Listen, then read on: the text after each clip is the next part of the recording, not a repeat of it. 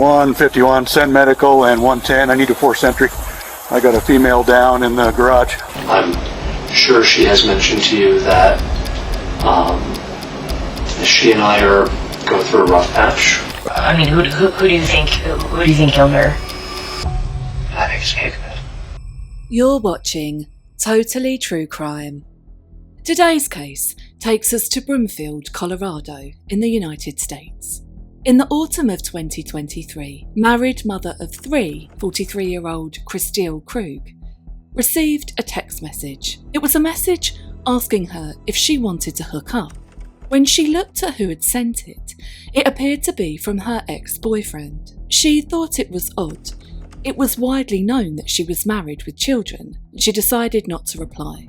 But this message was shortly followed by other messages that also looked like they were from her ex. She hadn't been with him for over 20 years, and this sudden attention was odd, though Kristil did tell people that her ex had sent her crude messages in the past. At first, the messages were suggestive and sexual in nature, but they soon got more sinister. She'd get messages calling her names and telling her that this person was watching her. Here are some of the messages Kristil received. Are you there? You should say yes when I offer pity sex. Saw your pictures. You got fat. Bet your loser husband won't fuck your fat ass. You should kill yourself. You are a dirty slut, and I know how to satisfy you. Admit that no one satisfied you since me. I see you flirting with waiters, almost begging for sex, licking your lips and got your tits out. Don't know how many fuck boys you kept, but I'll save you. He also threatened to kill her husband. You don't belong in that big house. You belong with me. I'll get rid of him and then we can be together. So easy. Give me the signal and he won't come home. Every married whore I ever banged wanted to get rid of their husbands. I'll do it for us. Help me get rid of him and then we can be together. I'm planning a big birthday party for you. Just me, you, and 20 friends. I know you're a dirty slut. I'll treat you right. You can be slutty with me. I'll take you. These messages weren't just being sent to her phone. She was also getting emails from burner accounts, as well as deeply graphic pictures of a sexual nature. She decided to report it to the police, and here is some of the audio from her interview with an officer. When did he pop back up? So, first text message was back in October. Okay. Just threats. Just out of nowhere? Just He pop does back? this. He does this, and he's been doing it for over 20 years. Okay. So this is, This is the first time it's this violent, Okay. aggressive. Normally it's hey, how's it going? okay. Nope. So the last contact was, I'm guessing, more than 5 years ago, just because it was I had a Facebook account at the time, and I don't have that. I haven't had it since pre-pandemic, so. Okay. Easily, whatever, how many years before that. Completely out of the blue and not engaging at all, so there's absolutely no response from me. Okay. And he's still going. The in-person stuff that's scaring the crap out of me and why I logged this was starting since last Tuesday, and it's been almost every day since. Okay. I've gotten a few days break. And it's always been text message, or has it been? And emails. Email, okay. And he's changing his phone number every single time he text messages me too. She then started to get emails with photos attached to them. One photo was of her husband getting out of his car at his office. The stalker was nearby. Is this his number? Where is he right now? What kind of car is he? This was alarming. He's never said this kind of stuff to me before, so whatever. And the fact that it went so emotional is like something's really wrong here. Then things go dark, right? And this is when I then contact you guys, because this now is escalating. This is not just threats against me, it's threats against my husband. He contacts me, and you'll see my little log that this is an email address he contacts me now from more frequently, like he actually reuses it. But he is now showing that picture that day. There's snow on the ground. My husband had only gone into work on that Tuesday for Halloween. Kristil told her husband Daniel about the messages that she was receiving. He installed 4 cameras around their house, including one in the garage and one outside of their home. The messages were unrelenting, with Kristil jumping every time her phone made a sound.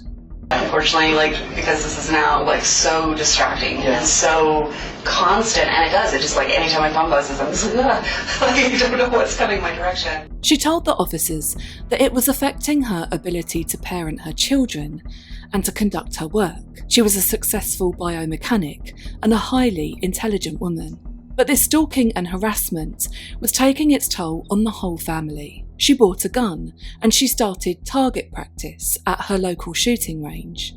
She also hired a private investigator. The police also started an investigation. They asked the couple to keep a log of all the messages that they were receiving and started to look into the communications. These things often take time, so as the weeks went on, the stalking intensified. Daniel and Kristil named the stalker Kickman because they hoped that one day they would, quote, kick his ass. The Gmail account, the Kickman account that you guys initially received with the photo of you in it? Kristil was also worried that the stalker would target their children, who were 14, 11 and 8. What do we do to protect family, to protect the kids, define your threat level? She had a gun. She was armed. On the 14th of December 2023, Kristil was at home and her husband was at work. She sent him a text message, and when she failed to reply to his reply, which was to do with arrangements for their children, he panicked. He tried to call her, but there was no answer, and subsequent messages went unread. He decided to call a neighbour to see if she could knock on the door and check in on his wife. He also called the police. Broomfield Dispatch is meeting. Hi there. My name is Dan Krug. I don't think this is an emergency, but this feels really weird. Okay. My wife isn't responding to text messages or phone calls. Okay. And we've had threats against us. We have both been targeted by a stalker. Okay. Threats have been made against my life. Okay. And threatening to kidnap her, which is why I'm nervous that she's not answering me. Officers arrived at the family home in Broomfield, Colorado, and when they pull up, they notice a woman is looking through the windows into the house. She explains that she's a neighbour and that Daniel had asked her to do a welfare check on his wife. The police tell her that they'll take it from here. Hello. Oh, I'm their neighbor, and they called me. They're like, can you go see if she'll answer the Oh, yeah, he sent us as well, so. Yeah, I'm like, I live in the house. Just next door? Okay. All right, well, you got this. Alrighty, man. Appreciate it. And they start looking through the windows, shining their torches through them to see if they can spot any sign of Kristil. They approach the garage door, which has a window at the top of it, and the search for Kristil comes to a devastating end. The police can see a woman matching Kristil's description lying on the floor of the garage. The officers call for backup and medical as they secure the home. 151, send medical, and 110, I need a 4th sentry. I got a female down in the garage. At this point, they're unsure as to whether the person who has caused the very visible injuries on her body are still in the vicinity. The officers force entry through the front door, and with guns drawn, they make way to the garage, but it's too late. Kristil is dead. She's been beaten and stabbed to death. Whilst the officers tend to the horrific scene inside the family home, Daniel arrives and he's told that they believe his wife has been murdered. He falls to the floor and neighbours rush to comfort him. He tells the officers that he's been married to Kristil for over 20 years, and he also tells them that they'd both been victims of a stalker that they believe to be his wife's ex-partner. The officers discover that the security cameras that had been installed around the family home had been turned off, something that Daniel said only could have been done via the app that he and his wife had access to on their phones. What's his name? The other detective. said that the cameras were turned off. That shouldn't happen. The only way that the cameras can be turned off is through the app. One of us has to hit the button. The front doorbell camera had a strip of blue tape across it, and it hadn't captured anything either. The next thing the officers did was try to locate Kristil's ex-partner. They discovered that he was an 8-hour drive away in Utah, and his alibi was rock solid. When he was told about the stalking, he had no idea what they were talking about and denied all knowledge.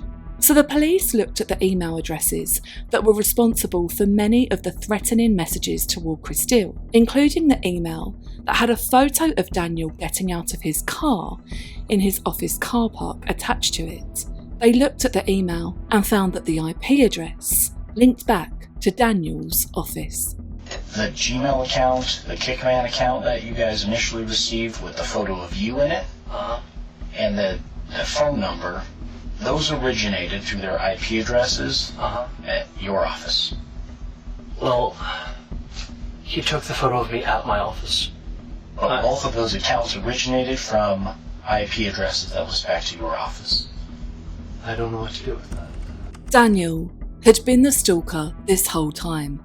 He was the one terrorising his wife and terrorising himself to make it look like he was also a victim. With this revelation, the police now believed that Daniel had killed his wife.